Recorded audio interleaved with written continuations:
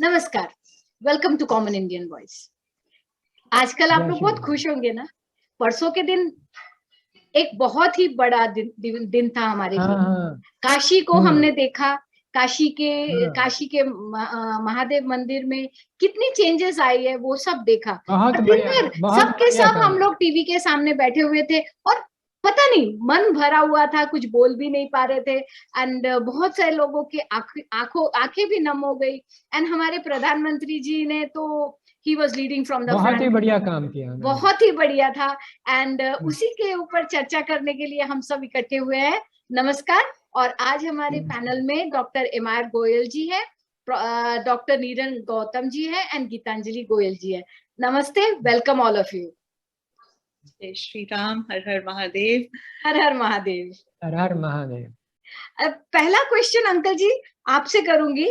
कल हम लोगों का एक बहस हुआ, उसमें ना बोला गया कि ज्योतिर्लिंग का हमारे धर्म में कोई महत्व नहीं है। ऐसा बोला जा रहा था कि हमारा जो है वेद के ऊपर रिलीजन है, वेद के ऊपर बेस किया हुआ रिलीजन है, तो हमारे में मूर्ति का कोई कंसेप्ट ही नहीं है। ये कहाँ तक सच है? नहीं, ऐसे है कि कुछ लोग कुछ वर्ड्स का मीनिंग जो है ना लिमिटेड निकाल लेते हैं। जैसे उसमें वेद में आता है कि उसकी कोई प्रतिमा नहीं है। अब प्रतिमा का एक मीनिंग तो होता है मूर्ति, प्रतिमा का दूसरा मीनिंग होता है कि उसका इक्विवेलेंट कोई नहीं है। तो भगवान का इक्विवेलेंट तो कोई हो नहीं सकता, वो तो बात सत्य है।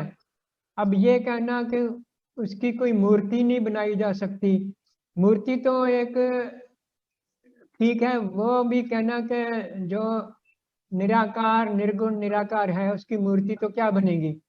पर हमारे मन में जो आस्था होती है, जो भाव होता है, उसके अनुसार हम उसकी मूर्ति बना लेते हैं। तो वो मूर्ति ये तो नहीं कह सकते कि वो निराकार निर्गुण निराकार की मूर्ति है, परंतु हम अपने भाव प्रकट करने के लिए, जैसे एक आरती है, गगन मंडल में आरती कीजिए, नाद बिंदु एक मेक करीजे। फिर आगे आता है, आरती करत हंसे मन मेरो, आवत चित्त तो रूप घनेरो। कि तुम निराकार निर्गुण निराकार हो, फिर भी मैं निराकार निर्गुण निराकार की आरती करता हूँ, फिर भी मेरे मन में आपके घनेरा रूप आते, बहुत तरह से रूप आता है आपका।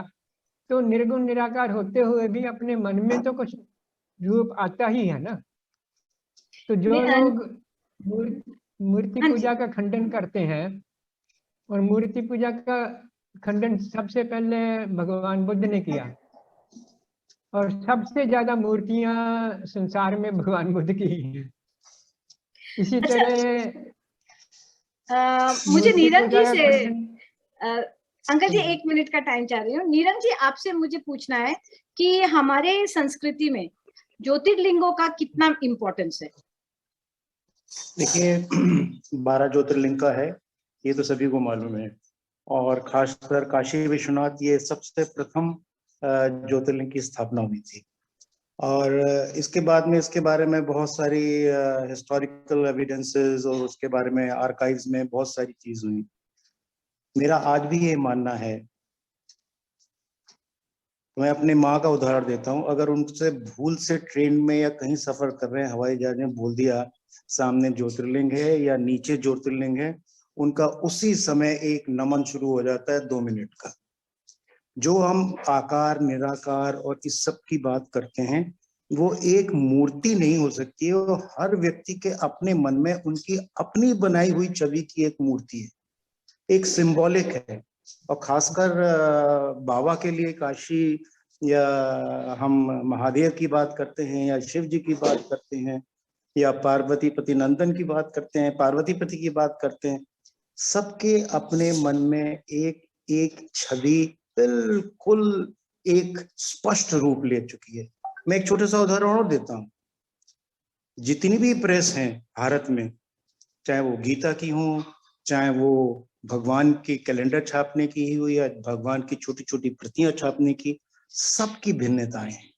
आर्य समाज ये नहीं कहता कि मैं मूर्ति पूजक विरोधक हूं, वो ये कहता है कि मैं बाबा का नमन करता हूँ, अर्पण करता हूँ, लेकिन उनकी जो छवि मेरे मन में है वो जो मेरे मन में वो है। आप ये देख लीजिए, मैं त्र्यंबकेश्वर गया था, वहां पे भी हैं और एक गर्भगृह में है। उस दिन महाशिवरात्रि थी, बड़ा मुश्किल हुआ। हमारे एक मित्र थे जो कि वहाँ के सिविल ऑफिसर थे, सिविल सर्विस ऑफिसर थे। बड़ी मुश्किल से हुआ, बहुत अच्छे दर्शन हुए। और वो गर्भगृह में एक उत्तेजना थी, एक साइंटिफिक लैंग्वेज में ये करें कि एक बड़ी वेव्स चल रही थी उस पर्टिकुलर गर्भगृह में। और ऐसा प्रतीत हुआ पूरा शरीर स्वच्छ हो गया, शांत हो गया, निर्मल हो गया, कोमल हो गया, भाषा मृदुल हो गई। तो ये महत्व है। अब इसके कई सारे लोग अपने अपने तरीके से, इसकी बहुत लोगों ने कहानियां भी बनाई है, लेकिन जो चरित्र बाबा का जिस तरह से वर्णन किया गया है वेदों में, पुराणों में, वो unconditionally he is the king of the universe, यानी कि पूरे ब्रह्मांड के वो पालनहार। तो ये तो एक अजीब सी विडंबना है कि 10 लोग उसको 10 तरह के बारे में बोलते हैं, लेकिन प्रभु की एक प्रतिबिंब है। लिंग क्या है? वो प्रभु का प्रतिबिंब है। वो कैसे उसकी इम्पोर्टेंस नहीं हो सकती? आप उसको छू के भी कभी महसूस करिए थे जी। शिवलिंग पे जब आप टीका लगाते हैं, चंदन का लगाते हैं, रोली का लगाते हैं, जल उसमें करते हैं, उसको छूते मात्र से ही आपके शरीर में एक अजीब सी स्फूर्ति आ जाती है। ये हर मूर्ति में नहीं होता है, ये बाबा की मूर्ति की विशेषता है। इसीलिए उन्हें बोलते हैं पूरे ब्रह्मांड के वो पालनहार हैं, प्रजापति।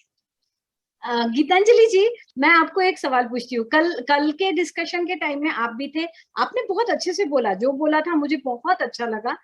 तो अभी जैसे डॉक्टर साहब ने बोला और अंकल जी ने भी बोला कि वेदों में भी शिव जी का वर्णन है। तो कल इसी बात पे बहस हो रही थी कि वेदों में है नहीं। तो इस पे आप क्या कहना चाहती है? वो तो सीधे बोल रहे थे कि वेदों में कोई आकार भगवान का दिया ही नहीं है। मैं पूरा बचपन पढ़ी हूँ आर्य समाज के स्कूल में। मेरा पूरा एजुकेशन डीएवी से रहा है। So every week we used to, school वाले ले जाते थे आर्य समाज में हमें हवन के लिए। स्कूल के बगल में ही था आर्य समाज का मंदिर, तो वहाँ हमें वो ले जाते थे। तो वेद की ऋचाएं उसके अनुसार हमने बचपन में बहुत बार पढ़ी। बहुत बारी वहाँ के जो डिबेट कॉम्पिटिशन्स होते थे उन सब में पार्टिसिपेट भी किया, उन्हीं की पुस्तकों को पढ़कर। तो ये कहना कि वेदों में कोई भगवान का वर्णन मूर्तिमान रूप में नहीं है, वो सत्य नहीं है। क्योंकि जितनी ऋचाएं आती हैं वो किसी न किसी भगवान के लिए ही आती हैं। कभी इंद्र को अर्पण करते हैं हम, इदम इंद्राय इदम मम इदम अग्नियाय इदम मम करके इस प्रकार ही हवन किया करते थे। अब लेकिन ये कह देना कि उस इंद्र को जिसको हम अर्पण करते थे उसका कोई मूर्तिमान रूप नहीं है, वो तो वर्षा का देवता है, तो वो वर्षा का भगवान हो गया। तो वो भी रूप का वर्णन आता है। उनके रूप का वर्णन भी कहा जाता है कि इंद्र जो हैं उनके ये अस्त्र शस्त्र हैं। तो तरह तरह के भगवानों के रूप का वर्णन आता है। किंतु जैसा उन्होंने कहा, ये बात भी थोड़ी सच है कि जब तक महाभारत का काल नहीं आया तब तक इंद्र को ही सर्वोच्च देवता माना गया वेदों में। वेदों की जितनी ऋचाएं हैं उसमें इंद्र को देवताओं, भगवान, देवताओं का राजा कहकर इंद्र की ही इम्पोर्टेंस थी। तो हमने देखा कि महाभारत काल में सर्वप्रथम श्री कृष्ण इंद्र के पूजन का विरोध करते हैं। वही कहते हैं कि जो पारब्रह्म परमेश्वर है वो तो प्रकृति में भी है, तो गोवर्धन की पूजा कीजिए। और फिर गीता का उपदेश हुआ, उसमें ये तथ्य जो आर्य समाज के लोग कहते हैं उसको भी एक तरह से भगवान श्री कृष्ण ने उसका भी अनुमोदन किया है कि भगवान जो पारब्रह्म परमेश्वर है वो कोई एक रूप में नहीं है, वो कोई इंद्र या अग्नि या सूर्य नहीं है, वो तो सब में है, मुझ में भी है। और वो श्री कृष्ण का वो जो गीता का उपदेश है उसके अनुसार फिर श्री कृष्ण उस समय एस्टैब्लिश हो गए, बहुत बड़े भगवान के रूप में विष्णु का अवतार माने जाने लगे और विष्णु जी की पूजा होने लगी। तो ये महाभारत काल की हमारी देन हो गई। तो इसी प्रकार हमें जहां जहां जिस जिस में जिसकी शक्ति से हमें लाभ होता है और अपने जीवन में हम उनको मूर्तिमान पाते हैं, तो हम उनको अपने मन में भगवान का रूप देकर उनकी पूजा करने लगते हैं। और मूर्तिमान, हाँ जी, एक बात और है गीतांजलि, ईशा जी ने पूरा की शिवलिंग की क्या महत्ता है।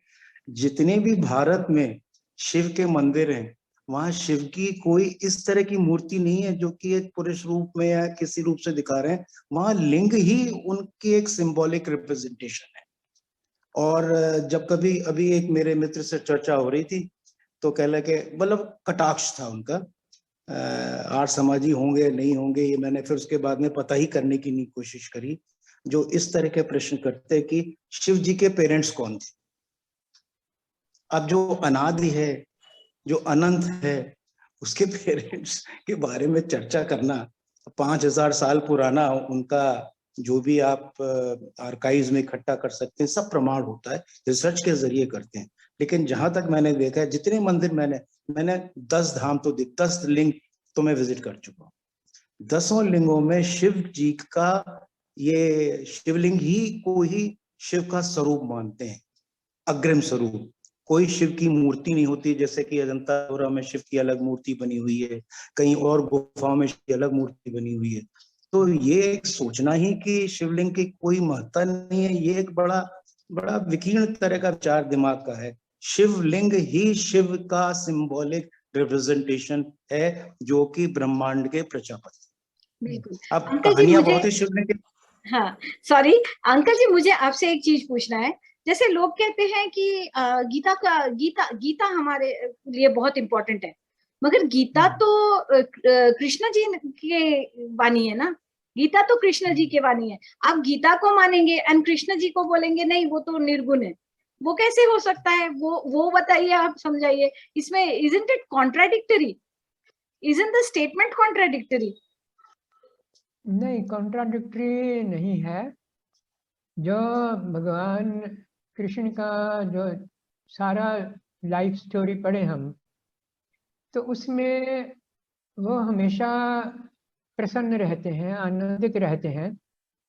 सिर्फ एक ही इंस्टेंस उनके जीवन में ऐसा आया है जब वो अपने जो ईश्वर के रूप से नीचे उतरे हैं। वो था जब शाल्व ने आक्रमण किया द्वारका पर, तो उसने माया रची। जब उसने देखा कि मैं तो भगवान कृष्ण को हरा नहीं सकता, तो उसने माया रची। एक मायावी आदमी आया रोता रोता भगवान कृष्ण के सामने, रोता रोता कहने लगा कि बहुत बुरा समाचार है, आपके पिताजी को, वसुदेव जी को हरण कर लिया है शाल्व ने। तो उसके इमीडिएटली बाद शाल्व एक बिल्कुल मायावी वसुदेव लेके आते हैं, जिनकी बिल्कुल वसुदेव से मिलती है, और भगवान कृष्ण के सामने सिर काट देते हैं। तो टाइम एक बार सिर्फ सारे जीवन में भगवान कृष्ण के, तब थोड़े टाइम के लिए, फॉर ए फ्यू मोमेंट्स कह लो, उनके मन में बहुत आया कि ये क्या हो गया। तो immediately after that, in a few moments, he came to his जो भगवान के रूप में फिर उनका मन आ गया। तो वहाँ पर व्यास जी ने एक बहुत ही उत्तम श्लोक लिखा है उसमें लिखते हैं कि जब भगवान कृष्ण जो है अपने फिर ईश्वर के रूप में आ गए, तो वहाँ ना तो वो आदमी था जो मैसेज लेके आया था, ना ही वो वसुदेव का शरीर था जो कि उनको दिखा था। तो उनको प्रकट हो गया ये कि सब माया थी। तो तब वहाँ व्यास जी एक श्लोक लिखते हैं कि कुछ पहुंचे हुए, मतलब उनकी लैंग्वेज देखो कितनी सोफिस्टिकेटेड है। कुछ पहुंचे हुए ऋषि ये कहते हैं कि जो वार्ता या घटना अपने बुद्धि के तर्क संगत ना हो, उसको आंखों से देख कर भी उस पर विश्वास मत करो। तो तर्क संगत बुद्धि का योग जो है इतना इम्पोर्टेंट बताया है श्रीमद् भागवत पुराण में। और फिर उन्होंने ऐसे नहीं कहा कि ये मेरी ओपिनियन है, कुछ पहुंचे हुए ऋषि ये कहते हैं। मतलब किसी भी बात पर ये नहीं कहते कि इस पर अंधविश्वास करो। इस बात पर वो इस बात पर भी अंधविश्वास करने के लिए नहीं कहते कि जो बात तर्क संगत नहीं है उसको आंखों से देखकर भी उस पर विश्वास मत करो। इस पर भी वो कहते हैं कि मनन करो, तर्क से देखो कि ठीक है तो इस पर विश्वास करो। तो ये जो हमारे धर्म में ये जो बात है कि किसी भी बात पर अंधविश्वास नहीं करना। मनु ने भी यही कहा है कि जो भी किसी का उपदेश सुनो, किसी गुरु का, किसी संत का या कोई ग्रंथ पढ़ो, तो जब तक उसको मनन ना करो, मनन करके उसको ठीक तरह से अपने तर्क पर नहीं उतारो, तब तक उस पर विश्वास मत करो। तो जो ऐसे ही बिना मनन करे विश्वास करता है, अंधविश्वास रखता है, वो धर्म को नहीं जान सकता। ये मनु जी ने भी ऐसे ही कहा है। तो उन्होंने जो पतंजलि जी ने अपने योग सूत्र में कहा है, बहुशास्त्र उपदेशे अपि सारा दानम तटपदवत। जैसे एक भौरा या मधुमक्खी भिन्न भिन्न फूलों से रस एकत्रित करती है, इसी तरह से हमें भिन्न भिन्न शास्त्रों से और भिन्न भिन्न गुरुओं से साथ एक करना चाहिए। एक गुरु में या एक ग्रंथ में अंधविश्वास जो है वो हमारे भारत की, हमारी सनातन परंपरा की, सनातन धर्म की परंपरा नहीं है। अंधविश्वास रखना तो उपनिषद में कहा है, अंधे नेव नियमाना यथांधा। ऐसे अंधा एक लीडर, अंधों को लीड किया जाता है, उसी तरह से तो लोग अंधविश्वास करवा के अपने शिष्यों को अपने पीछे लगाते हैं, वो उस तरह के लोग होते हैं। ये उपनिषद में ऐसे है। तो हमारी जो परंपरा है वो अंधविश्वास के बहुत अगेंस्ट है जी। तो जो भगवान कृष्ण का जन्म जीवन है वो सारा ईश्वर के रूप में ही है, सिर्फ एक इंस्टेंस को छोड़ के, वो भी for a few moments only. तो वो जो अपने आप को ईश्वर का ही रूप हमेशा समझते हैं। महाभारत का युद्ध होने लगा है और अर्जुन रो रहे हैं और भगवान कृष्ण हंस रहे हैं। और अर्जुन को तो ये पता भी नहीं कि कितने लोगों ने मरना है, भगवान कृष्ण को तो सब पता है कि इसमें लाखों लोगों ने मरना है, फिर भी वो हंस रहे हैं। तो वो जीवन को देखते हैं एज एन ऑब्जर्वर कि मैं तो दृष्टा हूँ, मैं तो भगवान हूँ, निर्मल निराकार शुद्ध बुद्ध निरंजन भगवान हूँ। मेरे लिए ये जो चीजें हैं, जो घटनाएं घट रही हैं, ये क्या मीनिंग रखती हैं। तो वो भगवान का ही रूप थे, इसलिए उनको हम भगवान के ही रूप में उनका सम्मान पूजा अर्चना करते हैं। तो उन्होंने ये भी कहा है कि जो अनादि अनंत निर्गुण निराकार को मेरे शरीर रूप में आया समझते हैं, वो लोग तो अज्ञानी है। जी। जो मेरी आत्मा है, जो आत्मा है वो जो है भगवान का रूप है। उसको समझो भगवान का रूप, मेरे शरीर को मत समझो। जी नीरन जी, मुझे आपसे पूछना है कि चलिए ये बहस तो चलती रहेगी कि भाई हमारे सनातन में मूर्ति पूजा है नहीं है, मगर एक बात तो मैंने, जैसे कल भी मैंने बोला था, गीतांजलि जी भी बोलते हैं कि आप कैसे भी करिए, हमारा इतना विशाल है कि सब लोगों को एक साथ ले लिया जाता है। वो बात को साइड में रख के मैं आपसे पूछना चाहती हूँ, कल का आपका मतलब जो कल काशी का भव्य मंदिर देखा आपने, काशी का जो पूजा सब कुछ जो देखा, उसमें आपका पर्सनल इनपुट्स मुझे चाहिए कि what did you feel, what did you मतलब what were you going through? कल तो फीलिंग तो कल तो मैं पूरा भव्य दिव्य नव्य, बहुत ही सुंदर प्रोग्राम था। और जो काम हुआ है वहां पर, आई वुड से कि वो अलौकिक हुआ है, अद्वितीय है।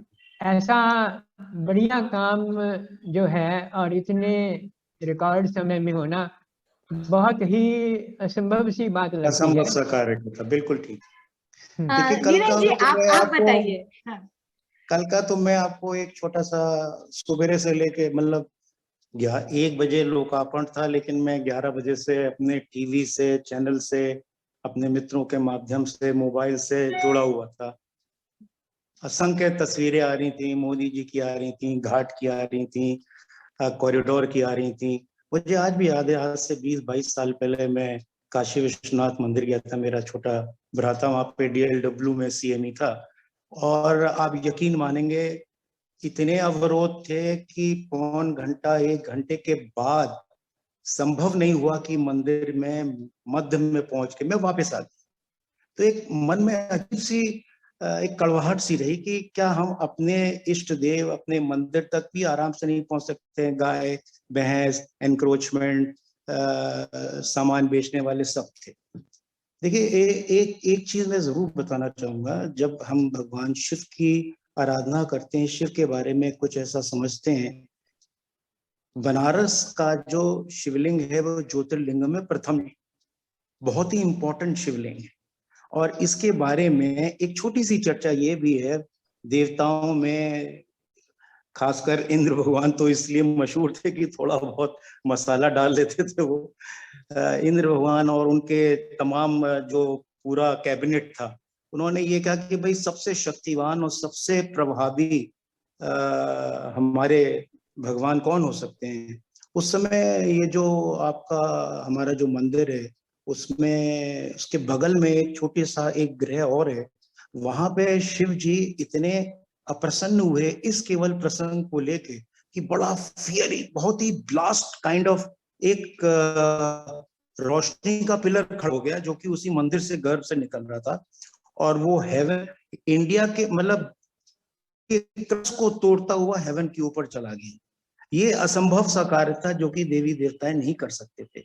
उसके बाद में ये प्रत्यक्ष और परोक्ष रूप से प्रमाणित हुआ कि देवों में देव महादेव, ये जो फ्रेज आता है ना, देवों में देव महादेव, ये इसी बनारस के मंदिर शिवलिंग के द्वारा ही रिलेटेड है। नंबर 1। नंबर 2, हम इसको अंग्रेजी रूप में, हिंदी रूप में ये भी बोलते हैं भाई ये एक ज्ञान का बहुत बड़ा कुआं है, जो कि मंदिर के थोड़ा सा बगल में अगर आप देखें तो उसको ज्ञान कूपर बोलते हैं। आज भी वो स्थिति है, और जो कि वेल ऑफ नॉलेज बताते हैं। तो ये भी भगवान शिव की लीला थी कि उन्होंने जो कुछ भी बताना था, जो कुछ भी रचना था, वो सब यहीं से शुरू किया है। अब 1170 में हटा दिया गया, तोड़ दिया गया, 1592 में जो हुआ, फिर 1678 में अहिल्याबाई आई, फिर महाराज जी ने इसको सोने से किया। लेकिन हमारा दुर्भाग्य ये है कि हम मुगल काल और ब्रिटिश काल दोनों में ही इस मंदिर की पूजा अर्चना से सही मायने से वंचित रहे। ये मोदी जी की एक खास विशेषता है। उन्होंने विजन तो उनका पहले ही हो गया था कि मंदिर का जीर्णोद्धार करना है, वरना ये छोटी सी सकरी गली छोड़ के आज एक इतना बढ़िया सुंदर भव्य कॉरिडोर बनाया है, जिसमें कि मुस्लिम जो रूलर्स थे उन्होंने मंदिरों को तोड़ के छोटी छोटी उस पे अपनी अपनी मस्जिद बना दी है। पहले तो बहुत छोटे 16 मस्जिद थी, ये भी नहीं मालूम होगा बहुत लोगों को। 16 मस्जिद बना के उसके ऊपर मकान बना दिया, खुद रहने लगे। खैर ये सब तो खुद छुपता तो है नहीं, लेकिन हाँ कल मुझे ये लगा यहाँ पे कि जो भगवान शिव के 3 त्रिशूल हैं वो मेरे साथ जुड़े हुए हैं। पता नहीं एक बड़ी अलौकिक भावना थी, क्योंकि जो उनके 3 त्रिशूल हैं, आप केदारेश्वर कह लीजिए, विशेश्वर कह लीजिए या महामृत्युंजय कह लीजिए, तीनों का आभास हो रहा था।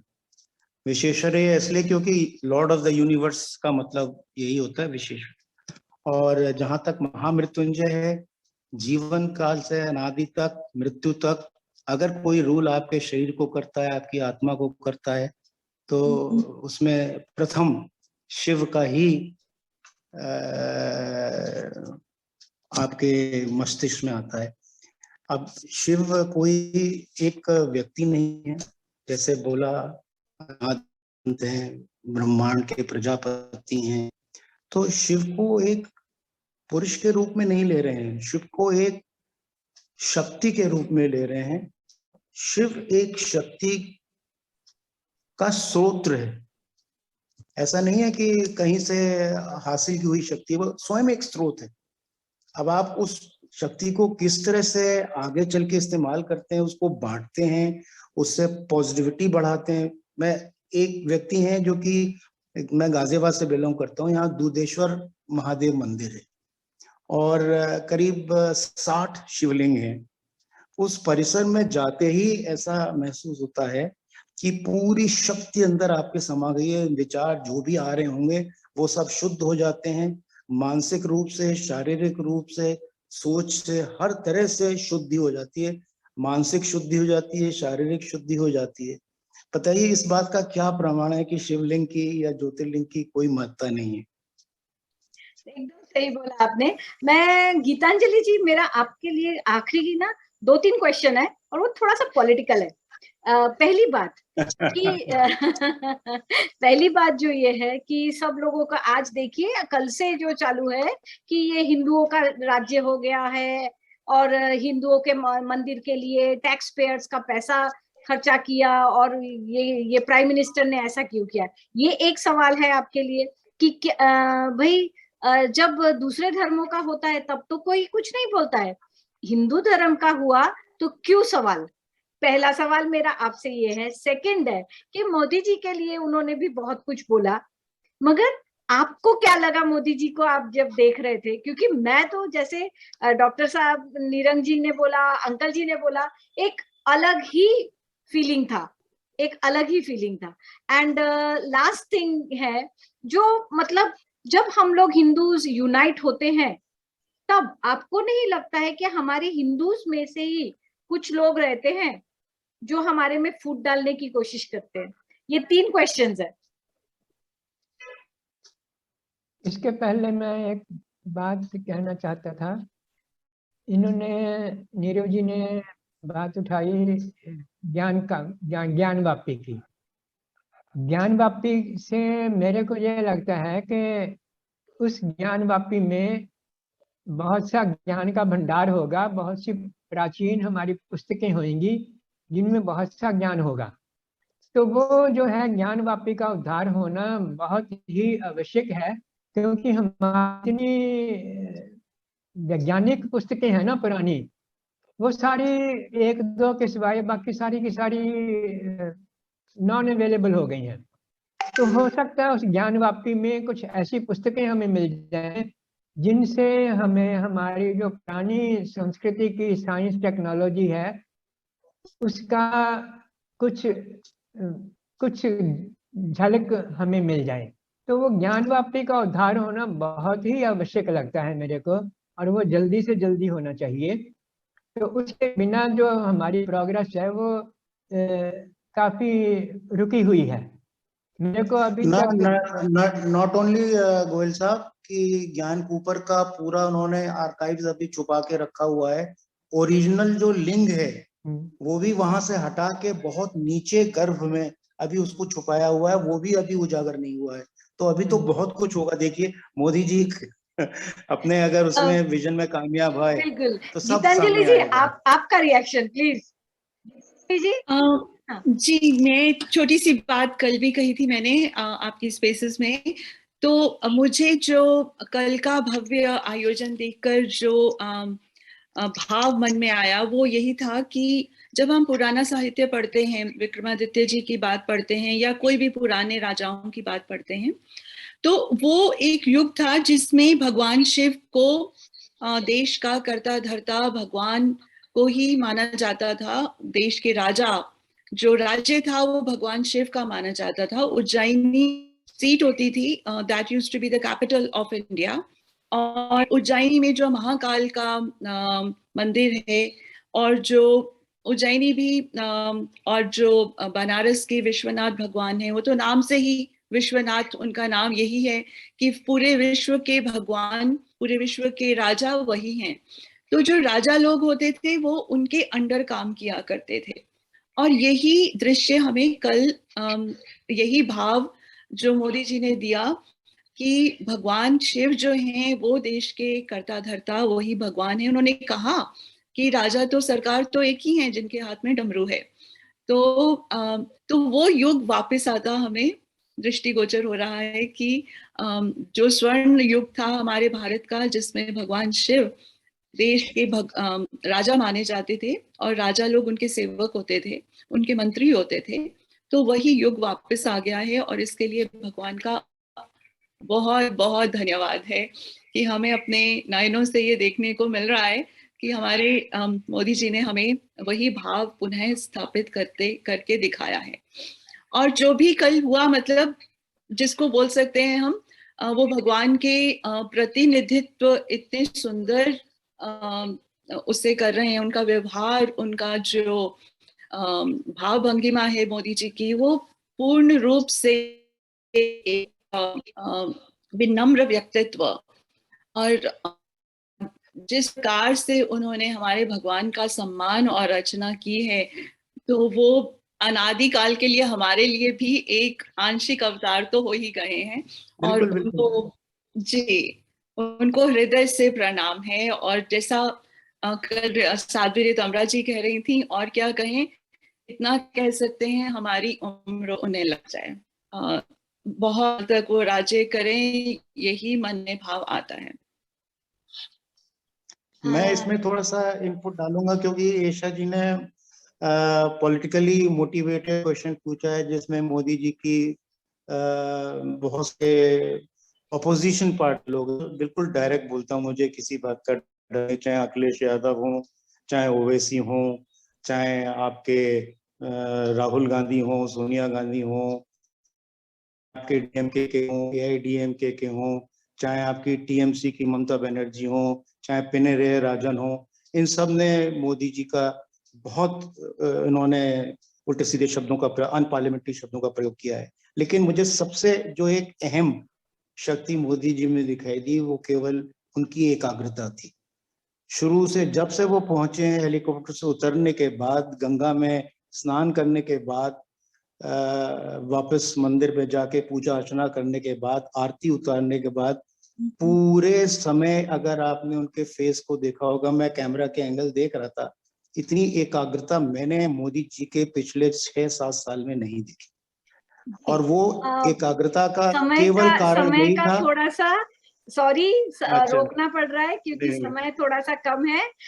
मैं सिर्फ सभी लोगों को बोलूंगी कि जो हो रहा है अच्छा हो रहा है। इस आप लोग सब यूनाइट होइए, एंड अच्छा लगा तो प्लीज लाइक कीजिए, शेयर कीजिए, सब्सक्राइब जरूर कीजिए। हम फिर आएंगे। नमस्कार, नमस्ते अंकल जी, गीतांजलि जी, नमस्ते नीरज जी। गीतांजलि जी बहुत आभार और सबको